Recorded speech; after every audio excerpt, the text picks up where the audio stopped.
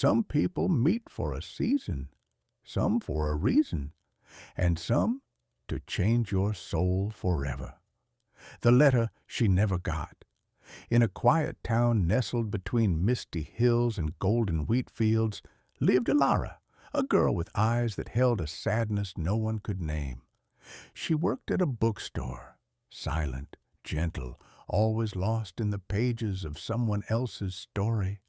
And then came Adrian, a traveler, a writer, a man with a past he never spoke about and a future he wasn't sure he deserved. They met on a rainy Tuesday. She dropped a book. He picked it up. That's how it always begins, isn't it? Sorry, Elara whispered. Don't be, Adrian replied, smiling. It's the best mistake I've made all week. They laughed, and just like that, something invisible began to tie them together, thread by thread. Every evening, Adrian would come to the bookstore, not always to read, not always to buy, but always for her. They shared poems, coffee, silences that meant more than words. But what Elara didn't know was that Adrian was hiding something, something that could break her heart before it ever truly belonged to him. Every evening, Adrian would come to the bookstore, not always to read, not always to buy, but always for her. They shared poems, coffee, silences that meant more than words. But what Elara didn't know was that Adrian was hiding something, something that could break her heart before it ever truly belonged to him. The secrets he buried. They say love heals, but what if the one you love is the one who's broken beyond repair? Adrian never talked about his past. Every time Elara asked where he was from, he'd smile, change the subject, or tell her a story that wasn't his. But every now and then, when he thought she wasn't looking, his hands would tremble. He'd stare at the rain like it was trying to remind him of something or someone. Elara noticed. She was too kind to push, too patient to pry. But one evening, just as the sky turned from gold to violet, she found something that shook her. A worn-out journal Adrian had left behind in the bookstore. She hesitated, then opened it. I don't know if I deserve love again. I don't know if I'm capable of giving it. I killed something beautiful once, and I've been paying for it ever since. Elara's hands trembled. Her heart pounded. What had he done? The next day, Adrian didn't come, nor the day after, nor the week after that. She waited every day, and every night she read another page until the very last entry. If she ever reads this, I hope she forgives me. I never meant to disappear, but I'm not sure I'll still be here by the time she does. The truth behind the disappearance.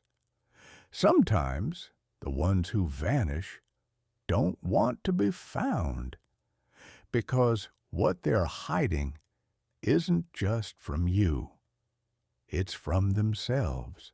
Elara couldn't sleep, couldn't eat. The words in Adrian's journal haunted her. I killed something beautiful once. What did it mean? Who was he talking about? Days turned into weeks. Then, one morning, an envelope arrived at the bookstore.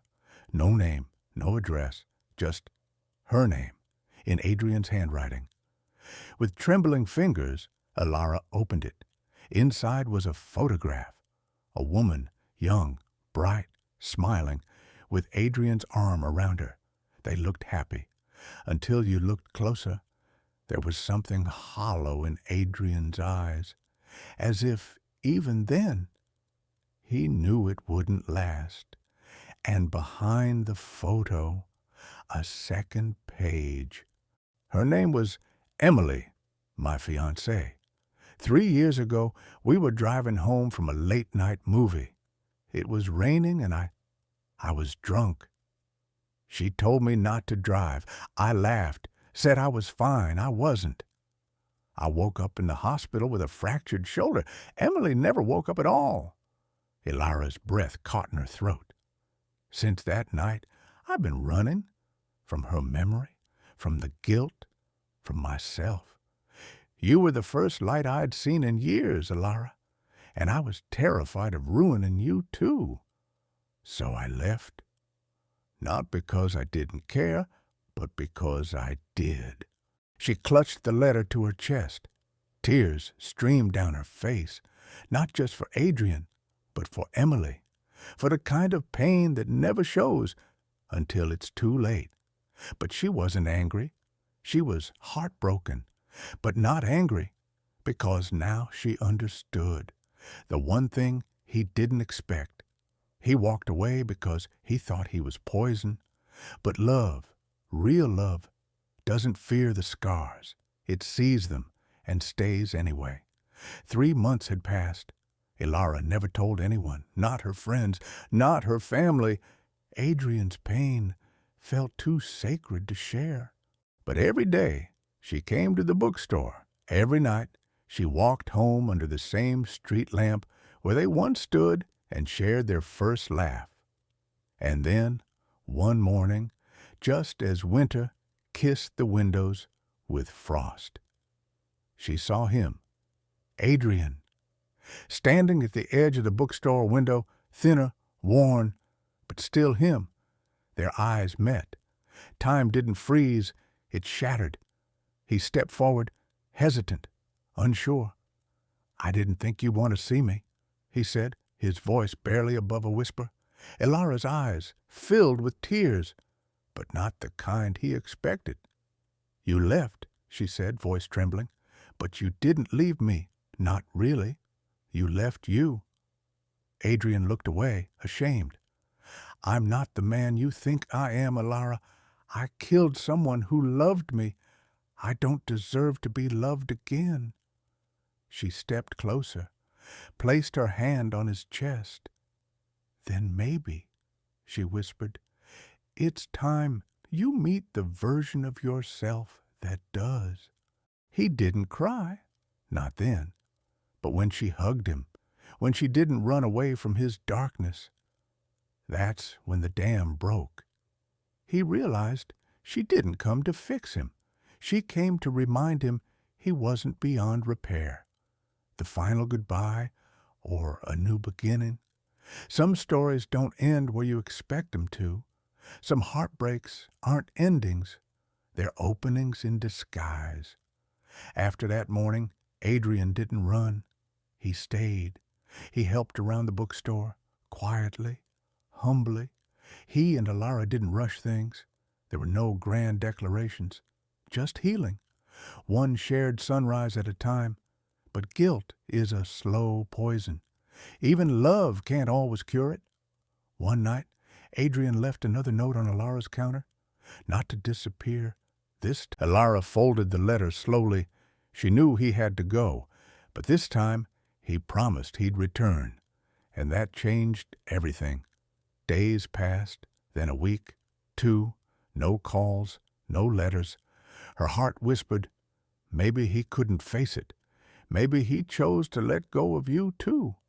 Then, on a rainy evening, just like the one they met, he walked back into the bookstore, eyes swollen, shoulders shaking, but he was free.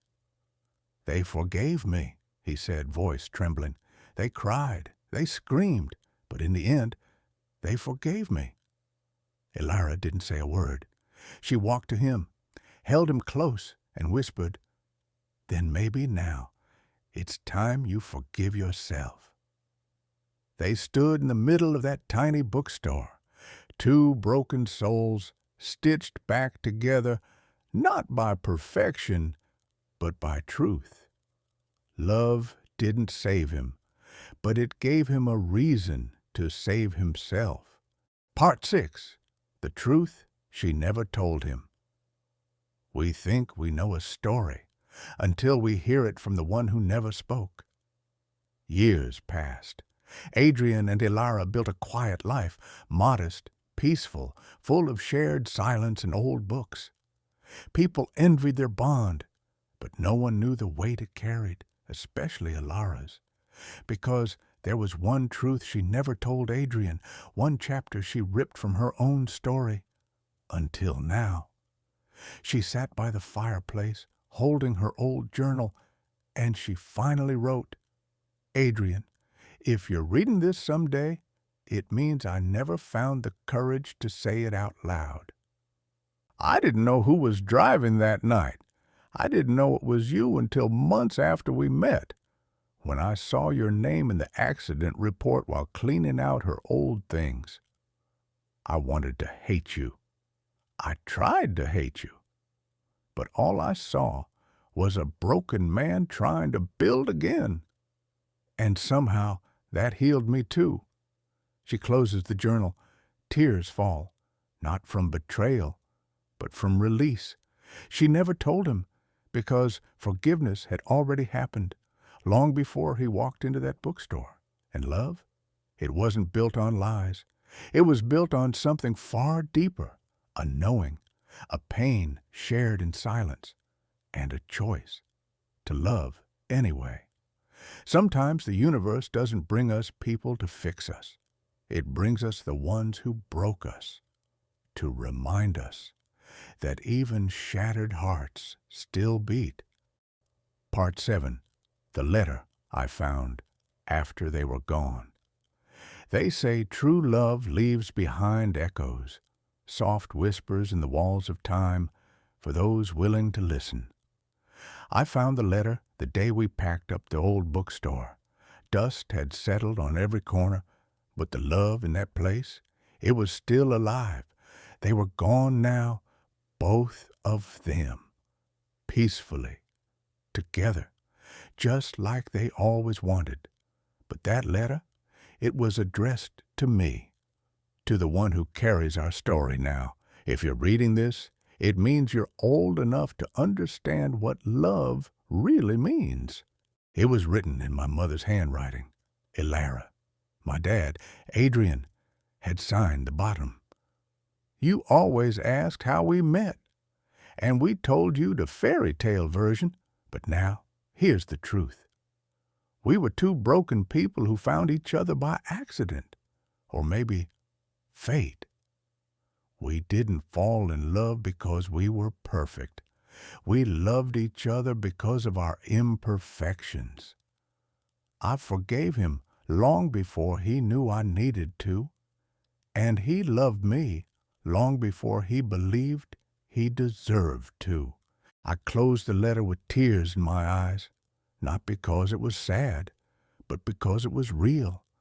Love wasn't always flowers and poetry. Sometimes it was messy, silent, painful, and still absolutely worth it. They taught me that sometimes the greatest love stories aren't the ones that end in happily ever after, but the ones that survive the storm and leave behind the light. And now it's my turn to write a story like theirs.